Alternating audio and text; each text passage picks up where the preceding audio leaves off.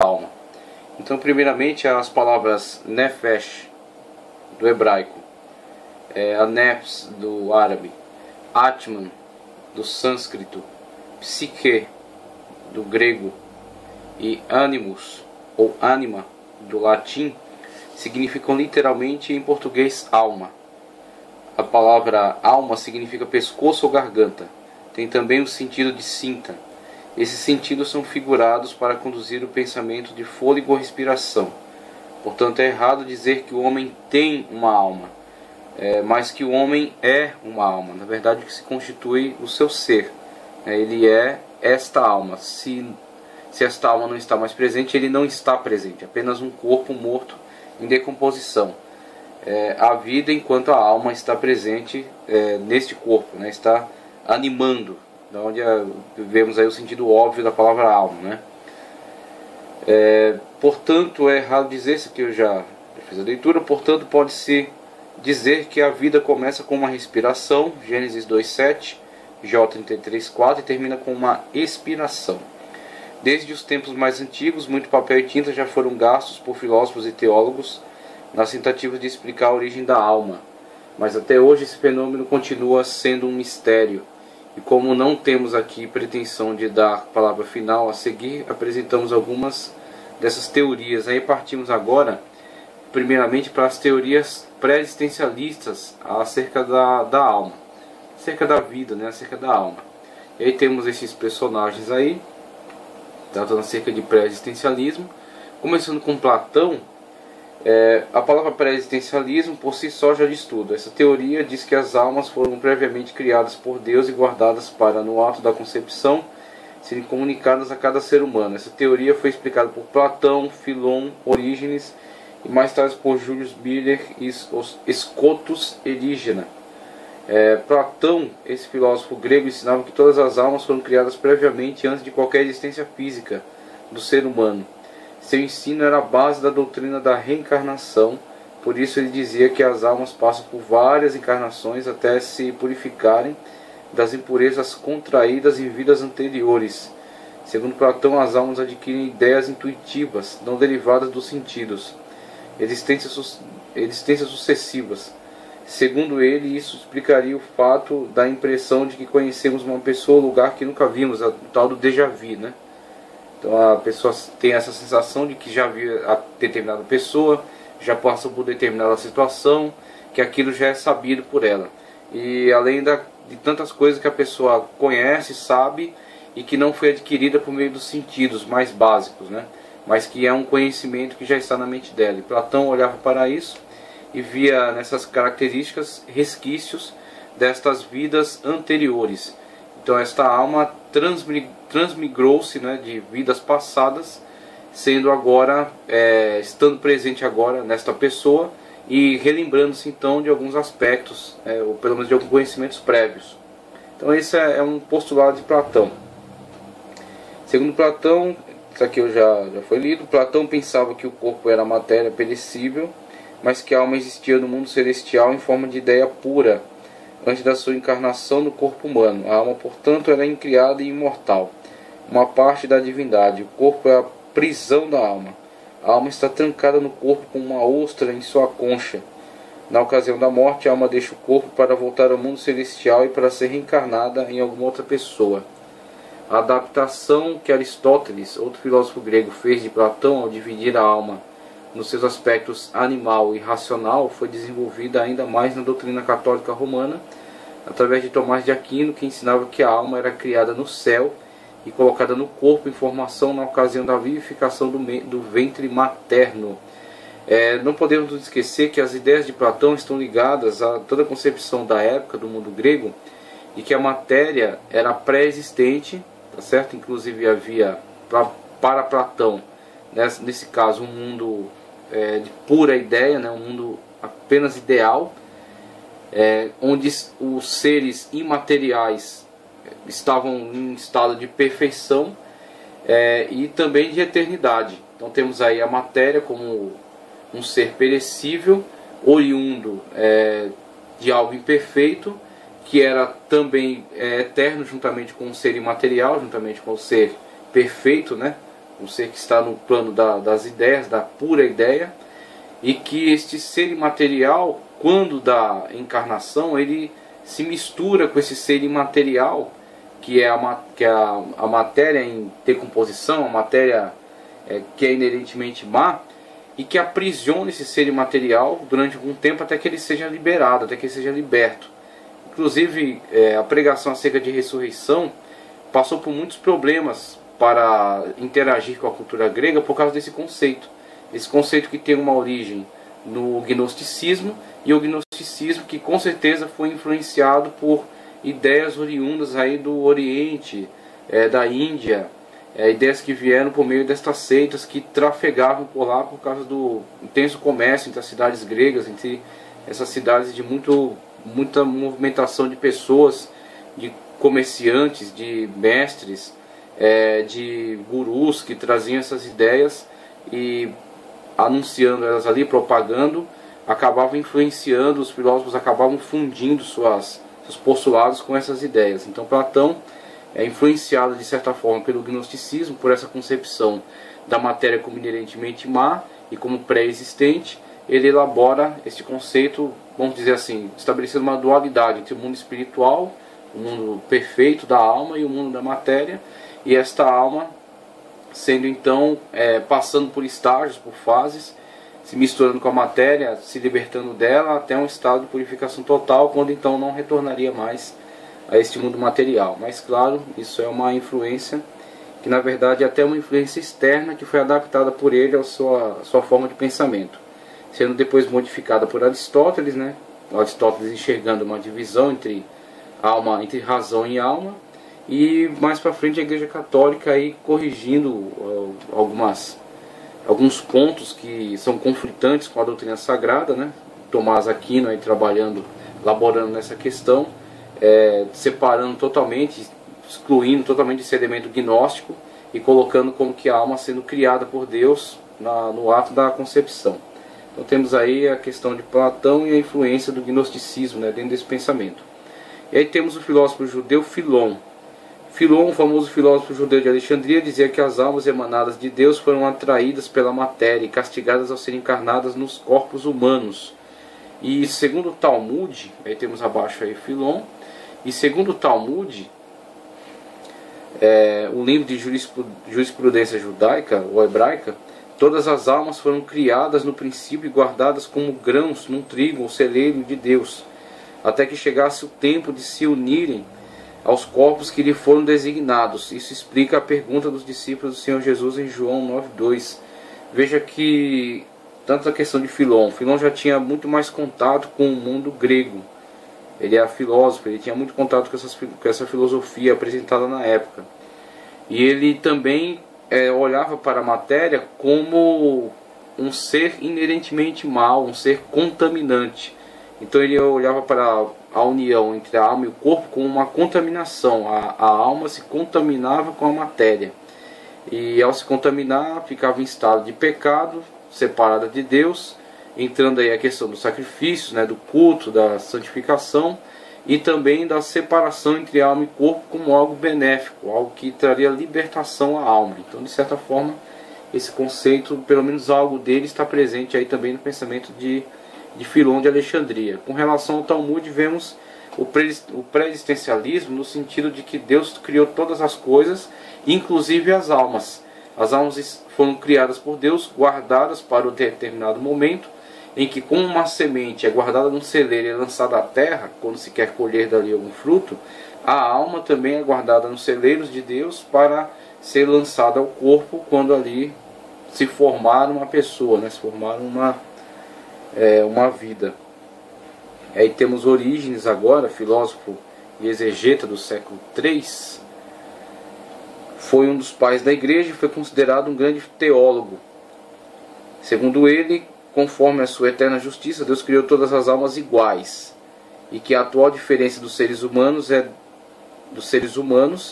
devido a diferentes comportamentos em existência anterior. Que aí temos também Orígenes sendo influenciado de certa forma por esse conceito grego, e com Filon também colocando o relacionamento entre alma e corpo como um elemento contaminante para a alma, sendo o corpo então uma prisão para a alma novamente, e a questão da libertação, o Filon e o Talmud com certeza caminhando aí pela senda da tradição judaica, né? A purificação por meio dos atos de santificação, e Filon com certeza associando essa purificação agora, veja, mantém-se um conceito base que é transmitido através dessas escolas influenciadas pelo pensamento grego, excluindo a ideia de reencarnação, por ser um conceito completamente gnóstico e de influência de seitas orientais, e colocando a questão da contaminação por meio do pecado, devido à matéria, devido ao contato com a matéria, e a purificação pelo caminho judaico, os sacrifícios do templo, pelo caminho cristão, a salvação em Cristo Jesus. Mas você vê perfazer por essas tradições esta cultura, né, essa mesma influência do pré-existencialismo e da dualidade entre o bem do mundo espiritual e o mal do mundo material. Scotus Erigena Scotus dizia que o pecado entrou na humanidade num período anterior ao tempo, e por isso todo homem nasce pecador. Julius Miller aceitou esse pensamento para conciliar a universalidade do pecado com a culpabilidade responsável de cada ser humano. Então ele continua essa ideia da contaminação, mas ele avança no sentido de colocar essa contaminação num período até anterior à criação humana, como sendo um ambiente já contaminado desde antes da criação humana. Aí temos aí um pré-determinismo até, né, colocando o homem como pecador já desde antes da sua existência, uma vez que ele passará a existir num ambiente já contaminado, virá a existência num ambiente que já lhe trará essa contaminação, essa degradação, né, só pelo fato dele passar a existir dentro desse ambiente. E sendo assim, a restauração, a culpa universal fica assim provada por meio desses pensadores, né? A culpa universal fica provada, e os homens então escolhidos por Deus serão separados, serão livres, serão salvos desta culpa que já é universal, que já é compartilhada por todos, serão salvos desta culpa por um ato gracioso, um ato poderoso de Deus que liberta aqueles a quem determinou que seriam libertados, né? Então temos a Scotus Erigena, aproveita as ideias do pré-existencialismo, da questão da contaminação da alma com a matéria, e também acrescenta o problema aí do pecado universal por meio desta concepção de que o homem entra à existência dentro de um ambiente já contaminado. E aí temos a questão da objeção acerca dessa escola de pensamento, que diz: parece que muitos filósofos e teólogos fizeram seus cálculos sem se importar muito com o que diz a Bíblia, ou seja, não se pautaram tanto pelo que é defendido pela Sagrada Escritura. Mas mesmo assim tiveram seus admiradores e arrebataram muitos discípulos. O atual espiritualismo é baseado nas teorias platônicas, aristotélicas, gnósticas e outras heresias construídas na antiguidade. Veja que esta influência vai passando de pensadores, algum resquício dela resta, e algumas ideias mesmo que modificadas, mas se você puder analisar este caminho, né, analisar esta corrente que veio desde pensadores antigos, né, e você vê que algo deles restou nessa doutrina, mesmo que modificado, você vê a linha de continuidade. Se a alma era cônscia e pessoal numa outra existência, por que então não temos lembrança nenhuma daquela existência? Por que não nos lembramos de uma forma clara e lúcida acerca dos fatos daquela existência anterior, né? Se eles estão presentes, se esta alma é aquela alma, se esta alma viveu em outro corpo, em outro lugar, e daquele corpo migrou para este agora, porque ela não traz consigo elementos daquela vida a qual ela viveu, uma vez que o corpo foi destruído, mas ela não foi destruída, e ela passa a viver agora em outro corpo, né? Por que então ela não traz lembranças objetivas acerca daquela vida anterior? Se era inconsciente e impessoal, como explica que um ato moral de tão grandes consequências como o pecado pudesse ser executado por ela? Além de tudo, tal teoria contradiz o ensinamento de Paulo, que diz que o pecado e a morte são consequências do pecado de Adão. Então vemos aí a culpa universal dentro da teologia de Paulo sendo fundamentada num ato pecaminoso de Adão, e na transferência a partir de Adão para a sua descendência. O texto de Gênesis 1:31 relata que tudo que Deus fez viu que era bom. E no capítulo 2:7 relata como Deus criou a alma de Adão e que isso ocorreu no ato da criação de seu corpo físico com respeito à entrada do pecado na humanidade. Isso está claro em Gênesis 3:6. Veja que alguns teólogos eles laboram, nem sempre fundamentados naquilo que a palavra de Deus assevera, naquilo que ela deixa claro acerca do seu posicionamento em relação aos fatos.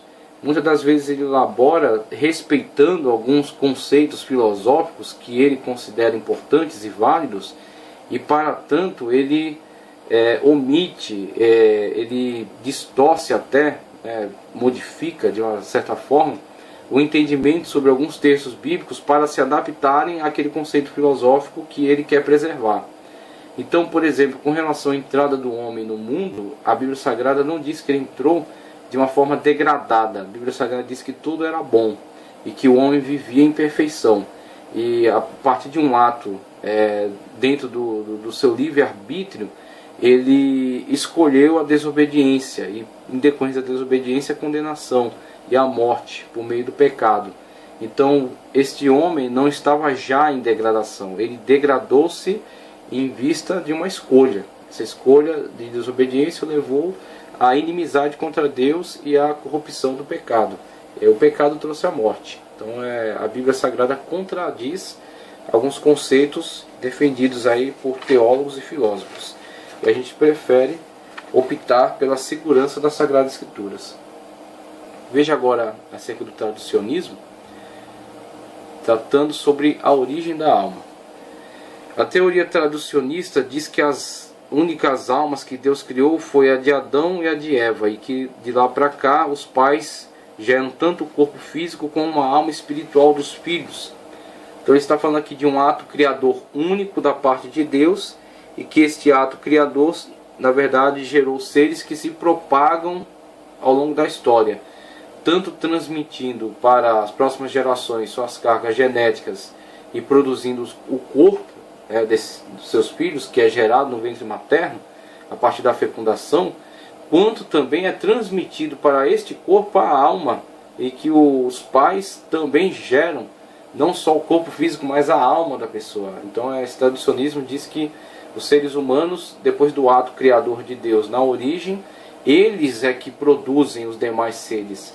E essa produção que é feita tanto no âmbito físico quanto no âmbito espiritual, ela é responsável pela transmissão do pecado que foi adquirido por Adão e por Eva no paraíso. Eles transmitem porque eles geram não só o corpo físico, mas também o ser espiritual desta pessoa, desses filhos, né? Veja só, isto é, as almas dos filhos são geradas pelos próprios pais. Para sustentar esse pensamento, o traducionista se baseia na hereditariedade do pecado, ou seja, o pecado herdado de Adão.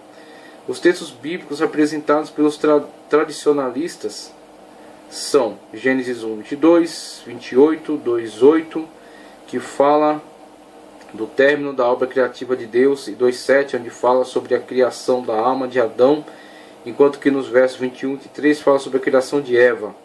Veja ainda Gênesis 46:26, Salmo 52:5, João 1:13, 3:6 também, Romanos 1:3, 1 Coríntios 11:8, e temos aqui em tela Hebreus 7:9-10, que diz: e por assim dizer, por meio de Abraão até Levi, que recebe dízimos, pagou dízimos, tratando acerca do evento em que Abraão paga dízimo a Melquisedeque, e o autor de Hebreus, desenvolvendo o raciocínio, fala que Levi pagou dízimos a Melquisedeque, porque estava em Abraão, que estava contido dentro de Abraão, que era o seu ascendente. Então Abraão dará continuidade por linha genealógica, chegando até Levi. Assim Levi está em Abraão e paga dízimos a Melquisedeque, porque ainda ele estava nos lombos de seu pai quando Melquisedeque lhe saiu ao encontro. Então veja aqui um texto que favorece a ideia traducionista. Objeção: os que refutam o traducionismo disse que essa teoria erra porque, sendo a alma uma substância espiritual, não pode ser dividida, mas o traducionista diz: Deus pode distribuir uma substância primária por métodos que o homem desconhece. Aí parte por essa ideia de que Deus pode realizar quaisquer feitos, né, que queira realizar. Essa teoria não pode prevalecer diante da impecabilidade da natureza humana de Jesus Cristo, mas o traducionista responde: a natureza humana de Jesus foi privada do pecado numa concepção sobrenatural, conforme Lucas 1,35, João 14,30, Romanos 8,3, 2 Coríntios 5,21 e Hebreus 7,26, eles citam também, né? 7,26. Agora, veja só, a ideia traducionista é essa. Então temos Abraão, Isaac, Jacó, que lutou com o anjo, e os levitas. E esta linha de continuidade entre eles vem da palavra tradição, né? Transmitir, dar continuidade. Então o traducionista diz, esses seres que são gerados a partir de seus pais, eles são gerados numa totalidade, tanto no que diz respeito à carne, quanto no que diz respeito ao âmbito espiritual, à alma deste ser. Sendo assim, se eles são gerados por seres pecadores, são pecadores como aqueles seres que o geraram, porque eles são totalmente oriundos desse ser. Então o traducionista olha para a questão da geração e da continuidade dessa forma, dessa maneira. Aí vemos agora os criacionistas. O criacionismo. A teoria criacionista afirma que a alma é criada imediatamente por Deus no ato da concepção, isto é, no momento em que a pessoa passa a existir. Essa teoria é defendida por Aristóteles, Jerônimo, Pelágio e depois pela Igreja Católica e pelos teólogos da Reforma até. Aristóteles dizia que as almas são criadas diariamente por Deus.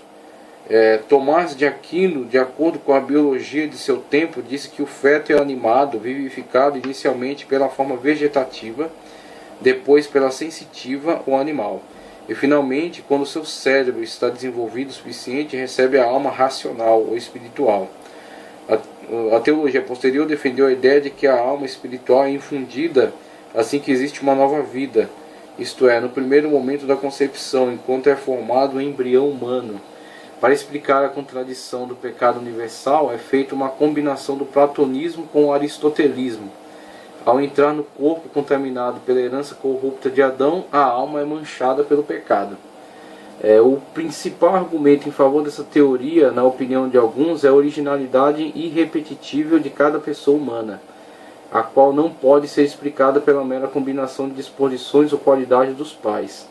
Como provas escriturísticas são citados esses textos bíblicos: Eclesiastes 12:7, Isaías 43:5, 57:16, Zacarias 12:1 e o que temos em tela aqui, Hebreus 12:9, que diz: além do que tivemos nossos pais, segundo a carne, para nos corrigirem, e nós os reverenciamos, não nos sujeitaremos muito mais ao Pai dos Espíritos para vivermos?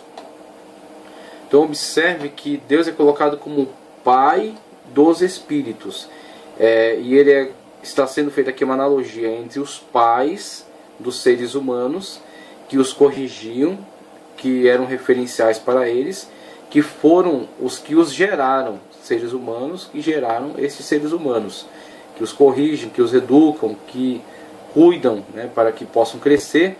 E aí o autor usa essa questão da reverência, né, nós os reverenciamos, e aí ao lado, paralelamente, coloca não nos sujeitaríamos muito mais ao Pai dos Espíritos. Então veja esse paralelo que existe aqui entre o Pai que gerou os seus filhos e que os cria, né, os pais, e Deus que gerou os Espíritos, que merece que nos sujeitemos a Ele, ilustra bastante essa questão da diferença entre a geração dos corpos e a geração do âmbito espiritual, a geração da alma. Então temos os seres humanos geram corpos humanos, os seres humanos geram matéria humana, os seres humanos geram cargas genéticas que transmitem aos seus descendentes, inclusive transmitem o defeito do pecado que foi adquirido no Éden. E Deus gera o espírito, Deus gera a alma. Inclusive texto bíblico que diz que o corpo volta ao pó e o espírito volta a Deus que o deu. Veja que Deus deu o espírito. E aí o espírito, quando volta a Deus, é julgado imediatamente. Se justo, se salvo, vai aguardar o paraíso e a ressurreição. se condenável, vai para o inferno aguardar o julgamento e lago de fogo. Então temos a separação entre o homem que gera a carne, os seres humanos, os pais geram a carne, o corpo físico, e Deus gera o ser espiritual. Então temos aí este versículo que ilustra essa situação. Então nessa ilustração temos aqui aquela figura ilustrativa do quadro, que fala acerca da criação, Deus, o ato criador em relação a cada indivíduo da sociedade. Cada indivíduo, ao ser gerado no ventre materno, de seus pais recebe toda a carga genética, recebe inclusive o defeito do pecado por hereditariedade, e recebe as características físicas, que são herdadas. Mas de Deus vem o seu elemento espiritual, é criado por Deus, é gerado por Deus e é colocado naquele ser, aquele óvulo que foi fecundado, que está crescendo, se desenvolvendo e que logo virá a ser um ser humano completo. Objeção: aqueles que não concordam com o criacionismo objetam dizendo que seus argumentos não prevalecem porque os textos mencionados acima mostrando a criação imediata de Deus, pois de qualquer forma, em última análise, Deus é o criador de tudo. Então, de certa forma, Deus é o criador de tudo. Então, o autor não tinha tanta preocupação de dizer que Deus criava especificamente cada pessoa, mas que todos foram criados por Deus. É isso que ele está argumentando aqui. Sobre a impecabilidade da natureza humana de Cristo, pode-se responder que, assim como Cristo teve um nascimento virginal, sobrenatural, de igual modo poderia sobrenaturalmente ter sido preservado da corrupção da alma por uma santificação especial. Para combater a teoria criacionista ou tradicionista, refuta dizendo: com respeito à individualidade dos filhos, pode-se dizer que os filhos são de dois pais diferentes, e a combinação de traços diferentes de dois seres daria como resultado um conjunto de traços também diferentes de ambos. Além disso, se os pais geram somente os corpos físicos dos filhos, logo então esses filhos podem ser comparados a meros animais. Então, o traducionista apela dizendo que se os seres humanos geram somente a questão do corpo físico, logo eles geram animais. As diferenças individuais ausentes no começo da vida de siameses ou gêmeos univitelinos podem ser explicadas pelo resultado da imprevista combinação dos gametas. Da mesma forma em que a água possui algumas propriedades do oxigênio e do hidrogênio, pela diversidade do ambiente e da educação, diversidade essa que cada pessoa vai assimilando pela opção individual. A teoria criacionista não explica com satisfação o modo em que o homem contrai a hereditariedade do pecado de Adão. Como sabemos, o corpo físico não tem qualidade moral. E se a alma é criada pura no momento da concepção, onde e como se instala o pecado herdado de Adão? Além disso, surge outra pergunta difícil de ser respondida pelo criacionismo. O matrimônio foi instituído por Deus somente para os corpos serem produzidos ou para a formação total das pessoas humanas? Então temos aí até uma certa tendência do próprio autor pelo traducionismo, da questão da geração ampla, a geração completa em relação aos pais serem responsáveis pela criação do corpo físico e serem também os geradores do elemento espiritual constituinte desse ser humano. Então, temos aí as duas ideias. Não há aqui uma questão de heresia, há uma questão de interpretação. Então há teólogos que tendem para o traducionismo e teólogos que tendem para o criacionismo. Então aqui é um debate que se prolonga e que é bastante interessante. Agora vamos partir para a questão da transformação do homem natural para o homem sobrenatural. A transformação do homem natural para o homem sobrenatural. Ponto aqui bastante importante da antropologia bíblica, um ponto fundamental da antropologia bíblica. Veja só, existem três tipos de homem: o mau, o bom e o perfeito. Por perfeição nos referimos à perfeição relativa, que pode ser contaminada, e não a perfeição absoluta que somente Deus a possui. Tá certo? Então estamos falando de uma perfeição relativa em relação àquilo que o homem pode alcançar por processo de santificação, mesmo que possa também perdê-la. Todo homem perfeito é bom, mas nem todo homem bom é perfeito. A moral do homem natural é simplesmente volitiva, só está na vontade, mas não é compreendida pelos expedientes da razão nem do espírito.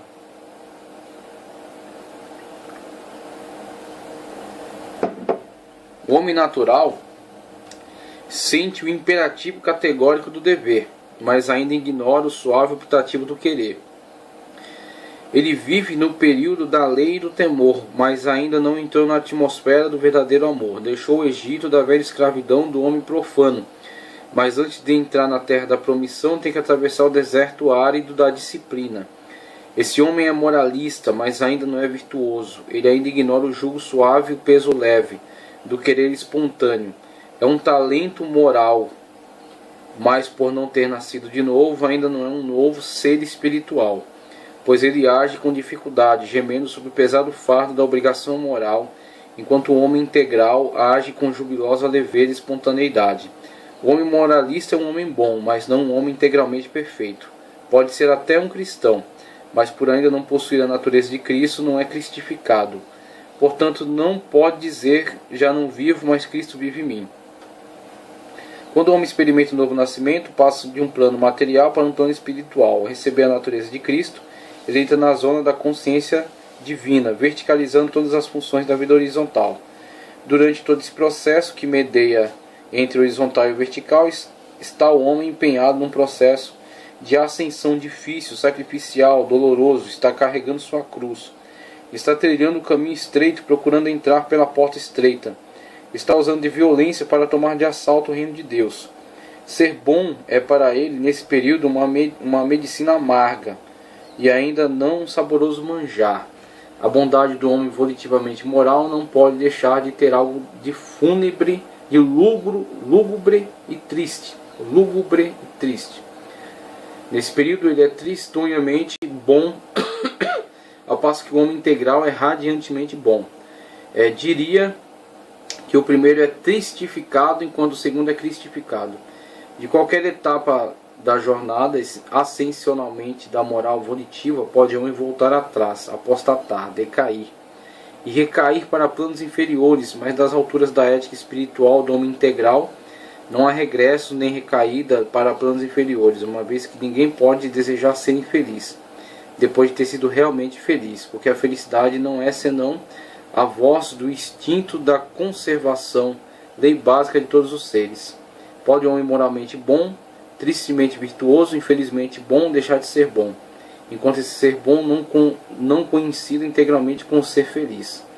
Ora, só no plano da ética espiritual, o homem integral, na ética espiritual do homem integral, é que o ser bom coincide integralmente com o ser feliz. Veja que a antropologia bíblica, desde o início, quando analisa o homem desde seus aspectos mais básicos, a sua formação material, passando aí pelas questões sociológicas, a concepção do homem como um ser diferenciado, o homem como um ser com capacidade racional, de inteligência, volição, analisando a questão espiritual, a estrutura espiritual que constitui esse homem, seja dicotômica, tricotômica, seja traducionista, criacionista. Vemos agora a completude de toda essa análise, mostrando qual é o objetivo, qual é o caminho ascensional desse homem, para o que este homem tem que evoluir, ou seja, qual é o paradigma que esse homem tem que buscar. O texto em tela temos Mateus 5,48, sede vós perfeitos, como é perfeito o vosso Pai que está nos céus. E como é absurdo para o homem natural olhar para esse aspecto de perfeição e ver nele um paradigma, ver nele algo que possa ser buscado, que possa ser referência para a sua vida. Porque o homem natural está completamente dissociado daquilo que Jesus Cristo representa quando veio à Terra e quando encarnou, quando passou pelo processo da kenosis, quando diminuiu a si mesmo, humilhou-se a si mesmo e viveu entre nós. João, quando fala acerca de Jesus, ele diz que nós tocamos a palavra da vida. João diz que ele esteve entre nós e que ele foi acessível, ele foi referência, ele curou, ele evangelizou, ele esteve se relacionando com os seres humanos e mostrando para eles qual é o referencial de Deus, dentro de um aspecto humano, não de um aspecto sobrenatural divino, um aspecto além humano. Ele trouxe Deus para andar na terra, ele trouxe Deus para se relacionar com os homens, no nível deles, como um pai que desce até o seu filho e que procura se despojar de toda a complexidade do ser que ele é, para entender o filho na sua simplicidade, na sua singeleza, na sua singeleza de pensamento. Então Deus desceu até o homem, não para entender o que ele já conhece muito bem, mas para que o homem o entenda, para que o homem o compreenda e o homem veja a possibilidade de tornar-se também um ser perfeito. O que ele fala aqui acerca de ser perfeito não é simplesmente o ser moral volitivo, como ele diz, um ser natural que não manifestou ainda a fé sobrenatural e não ainda passou para essa outra esfera de vida. O homem natural, homem volitivamente moral, que exerce uma moral por interesse somente, uma moral de reciprocidade, de trocas, Ele é moral porque isso lhe favorece, ele é moral porque isso lhe proporciona algum bem. Este ser não tem condições de chegar até o nível desta perfeição que está sendo tratada aqui. Então este ser volitivamente moral, que apenas age numa moral recíproca, que busca agir moralmente porque encontra nisso algum tipo de resultado, ele simplesmente age assim quanto interessante para a sua realidade, porque ele vive no âmbito natural ainda. Agora, quando ele passa essa barreira do homem natural e ele passa de fato a se relacionar com Deus, ele entende que seus pecados foram perdoados, ele entende que ele agora é um filho de Deus, que ele está numa comunhão, num relacionamento direto com Deus. O seu ato, a sua atitude de moral, a sua ética, o seu comportamento, a sua fala, o seu pensamento, ele é regido agora não por obrigatoriedades morais de troca, de reciprocidade, de relacionamento, de interesses, de algo interessante para o seu plano prático da sua vida, mas sim por causa de um relacionamento estabelecido com um ser espiritual maior, superior, do qual ele obtém tudo aquilo que ele precisa. Então, a sua alegria vem de Deus, a sua paz vem de Deus, a tranquilidade da sua vida, a sua certeza está fundamentada em Deus. Então, independentemente daquilo que o mundo lhe apresente, das formas como as coisas se apresentam perante ele, ou como o mundo o entenda, o veja, o trate, ele não é mais regido pelas coisas do mundo, ele não é fruto do meio. Ele poderia até ser, enquanto ele era um ser natural, ele poderia até ser fruto do meio, mas a partir do momento que ele estabelece um relacionamento verdadeiro com um ser sobrenatural, com Deus, através de Jesus Cristo, que estabeleceu essa ponte, ele é o único mediador entre Deus e os homens. A partir desse momento ele é regido não mais pelas leis que regem este mundo, mas pela lei que vem da parte de Deus. É o que Paulo coloca em Romanos. É o nomos tu pneuma, é a lei do Espírito que está dentro dele e que faz ele responder não a este mundo, responder não às questões, às situações que estão à sua volta, mas ele responde diretamente a Deus. Então aquilo que ele faz para Deus. Por isso que este homem vive para a glória de Deus. Ele encontrou um sentido e um objetivo muito maior para a sua vida, para a sua existência. Diferentemente daqueles que dizem que não há significado na vida, ele encontrou um significado espiritual, um significado eterno, um significado absoluto para a vida. O significado da vida dele é viver para a glória de Deus. Com isso ele alcançou um desenvolvimento, uma evolução dentro do seu plano de existência. A sua existência agora ampliou um nível de importância muito maior. Então ele encontrou agora uma forma de evolução onde ele busca o paradigma correto para a sua vida. Ele busca se pautar pelos parâmetros de Cristo Jesus, alcançando então a possibilidade de, como Paulo, professar: não vivo mais eu, mas Cristo vive em mim.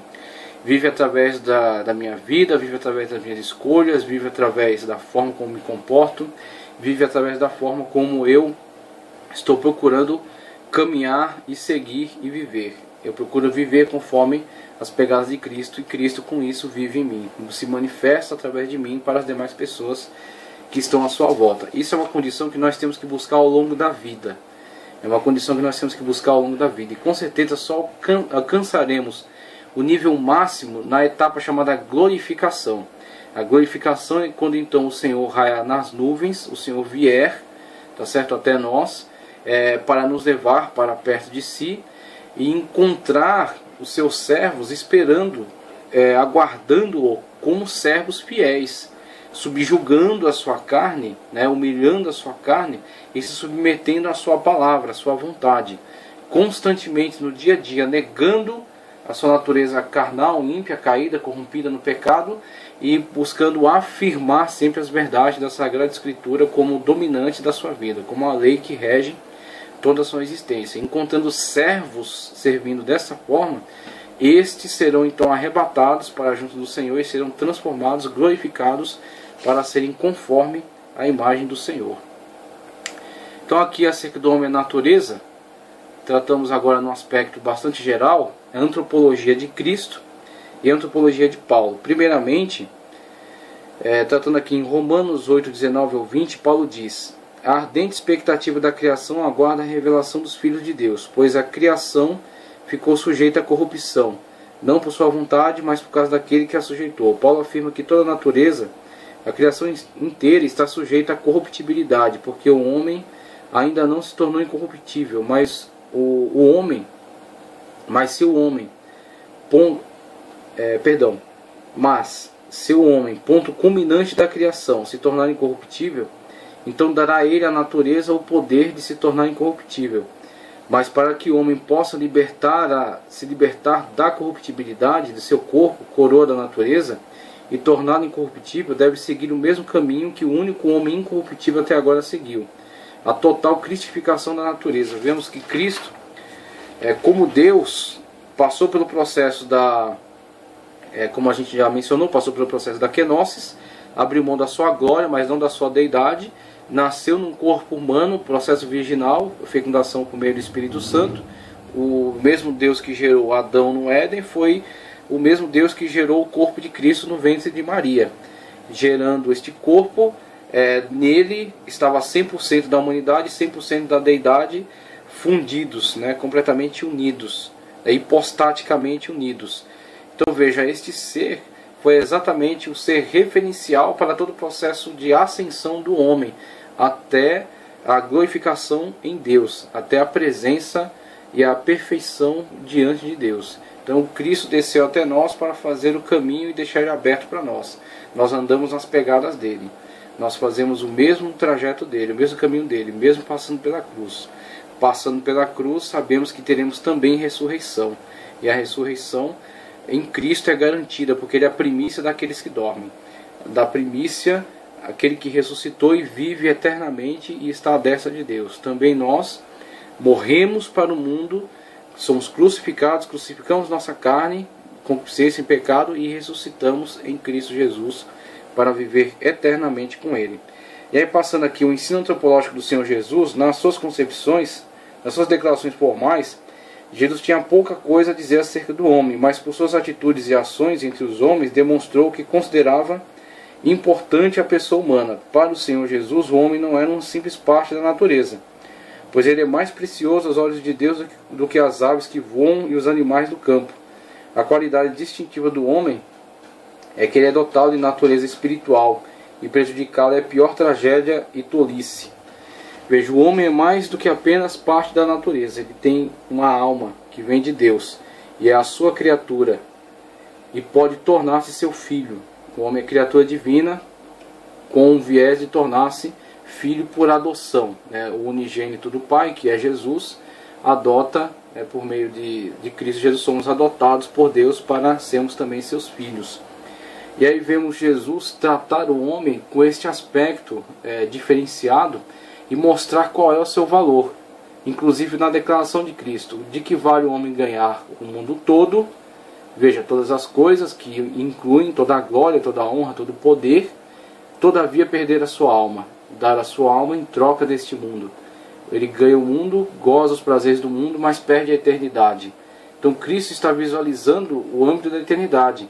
É melhor mutilar-se, tirar um olho, do que com os dois ir para o inferno. É melhor tirar um pé, uma mão, do que com as duas ir para o inferno.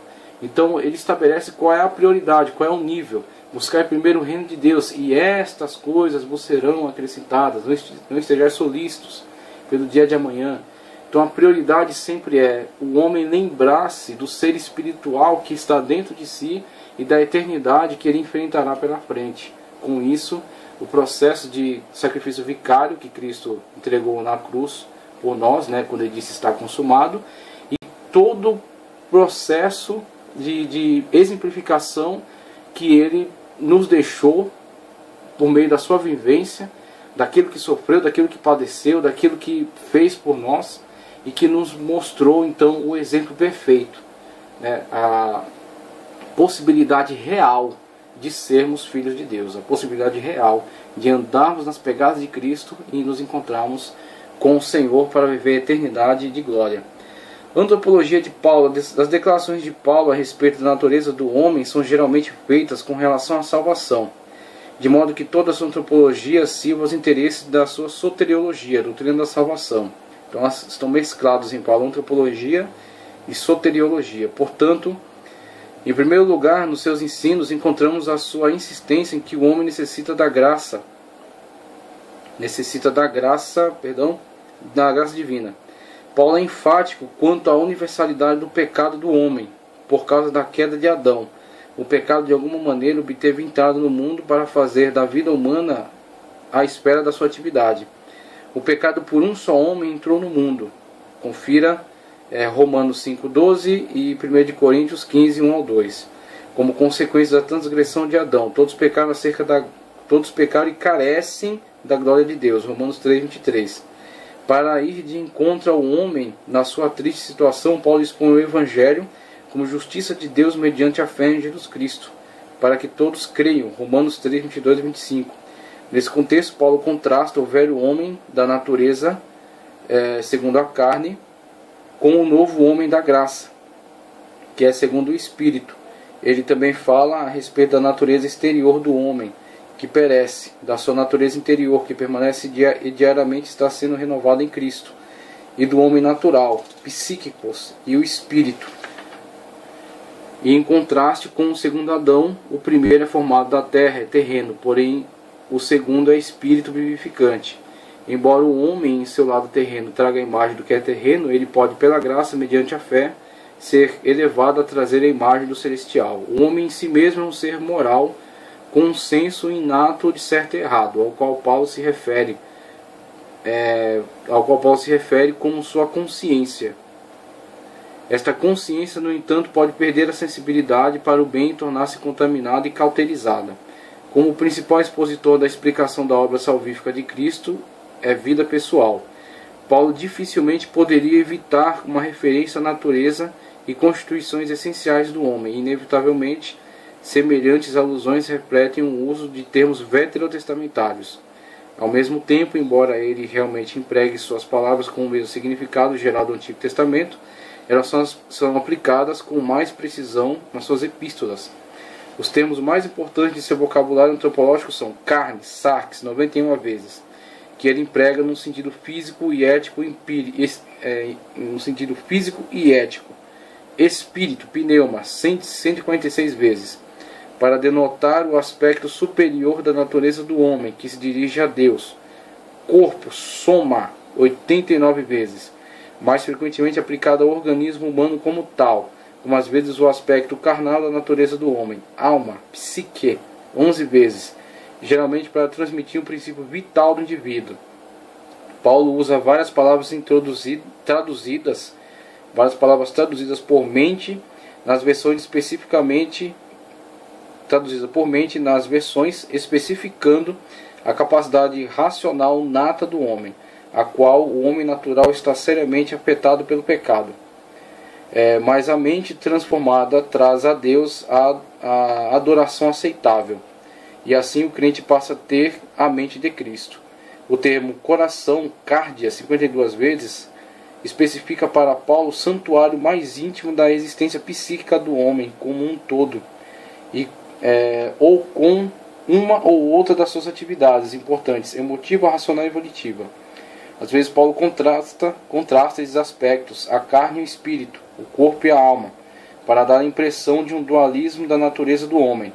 Em outras ocasiões introduz a característica tríplice, corpo, alma e espírito, o que levanta as perguntas sobre o homem ser considerado de modo dicotômico ou tricotômico, né? Essa pergunta que fica em aberto.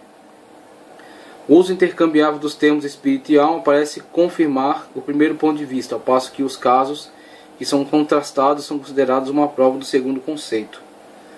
Qualquer que seja o uso, no entanto, os dois termos se referem à natureza interna do homem, em contraste com a carne e o corpo. E aí temos a antropologia de Paulo, como é descrito aqui na imagem. O homem é um ser nobre que foi universalmente atingido pelo pecado, mas encontra salvação pela graça em Cristo Jesus. Então, em Paulo, a antropologia e a soteriologia são quase que uma coisa só, são completamente unificadas. Porque Paulo não discute nada a respeito do homem que não seja objetivando sempre falar acerca da sua queda, mas da possibilidade de salvação. Então Paulo trata do homem acerca do seu aspecto de nobreza, como um ser que tem senso de moralidade, de ética, todavia não consegue alcançar a perfeição por meio do seu senso natural, uma vez que está contaminado pelo pecado, mas pode então, a partir da aceitação de Cristo Jesus e da submissão a Ele, andar agora conforme Cristo, tá certo? Aqueles que estão em Cristo são nova criatura e não tem condenação, nenhuma condenação há para os que estão em Cristo Jesus, que não andam segundo a vontade da carne, mas segundo a lei do Espírito.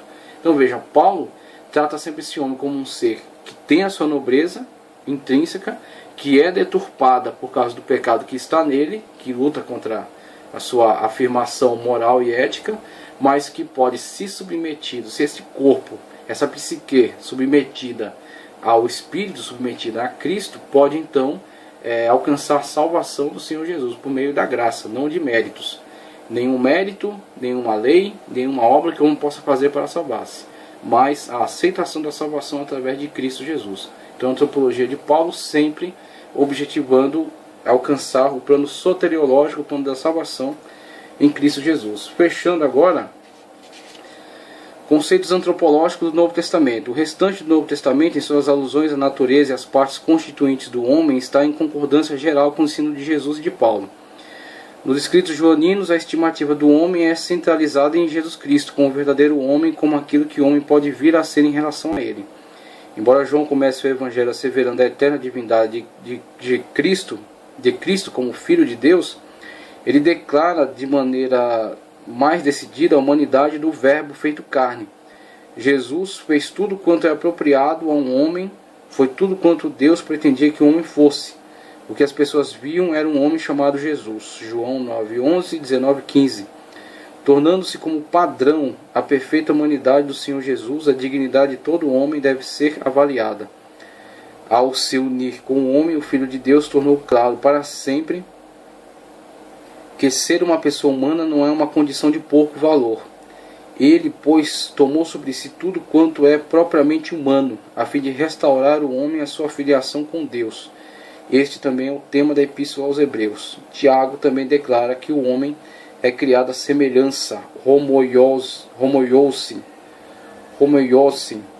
a semelhança de Deus, conforme a Epístola de Tiago 3:9. E assim, encerramos dizendo que a perspectiva bíblica sobre o homem, diferentemente do gnosticismo apresentado atrás, falando acerca de pré-existência da alma, ela não olha para o corpo humano como inerentemente mal, mas olha para o corpo humano como afetado pelo pecado. Todavia, este corpo afetado pelo pecado, se submetido a Cristo Jesus, como na abordagem de Paulo e de outros autores do Novo Testamento, ele se torna o templo do Espírito. Sendo o templo do Espírito, sendo morada do Espírito de Deus, ele pode ser santificado. Se santificado, ele é consagrado a Deus. Então a antropologia bíblica visa a evolução do homem, o fortalecimento desse ser espiritual, a união total com Deus através da fé, a fé sobrenatural que coloca ele em contato, em relacionamento com Deus, a justificação, regeneração, santificação, perdão de seus pecados, transformação da sua vida, consagração total a Deus, para então poder viver plenamente a sua vida diante de Deus. Curado de todo mal, protegido de toda influência nociva e vivendo agora uma vida em perfeição de acordo com a vontade de Deus e para a sua glória. O objetivo do ser humano, criado por Deus, planejado, projetado por Deus, colocado por Deus na natureza como coroa de toda a criação, era viver para a honra e a glória do nome do Senhor.